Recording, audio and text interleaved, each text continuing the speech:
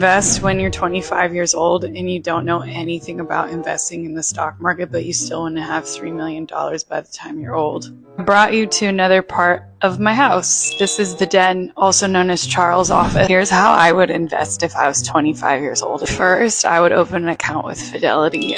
This isn't sponsored still. I don't know why. The reason I like Fidelity is because you can start investing for as little as $1, and you can also automate ETF investing, and they also have great customer service. But if you don't like Fidelity, you can always use like Charles Schwab or Vanguard. Just know that they have minimums for their index funds that we're about to talk about. Once you open an account with Fidelity, they will ask you what type of account you want to open up, and I would suggest using like a Roth IRA if you want to save money on taxes, or a traditional IRA is good too. But if you don't know if you qualify for either of those, you can just open a regular taxable brokerage account. It's fine. We can always tax optimize it later, you know what I mean? Once you open an account type with Fidelity, they're going to ask you a couple of really basic questions that should be pretty easy for you to answer. If they're hard for you to answer, then I think we have other problems. Charles got a phone call, so we have to go to another room. Here's my purple bathroom. I hope you like it. Once you connect your bank account to it, then you can transfer some money, and then we can start buying some investments. That's the part that everybody forgets, but we really don't want to miss that step, because then our money's not going to grow in the stock market. Now, if you're like, Chloe, what in the heck do I pick for investments, because I don't even understand?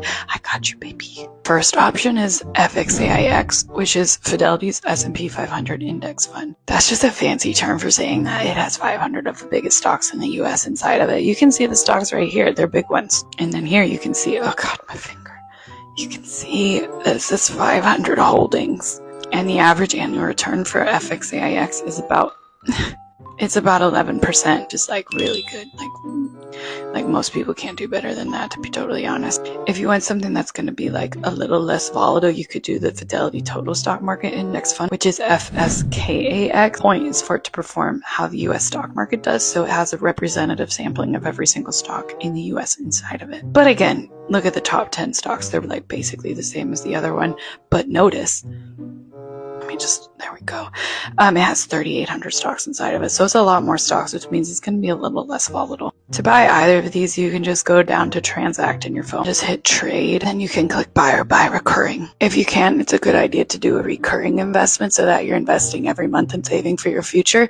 I would start by doing $583 a month to your Roth IRA so you can max it up. But if you want to have $3 million by the time you're 65, you're going to have to do more. You would need to be investing approximately $975 a month between now and when you're 65. And I know that's a lot of money, so like if you can't do all of that, it's totally okay, but any bit that you get started with is pretty freaking fantastic. Okay, good job.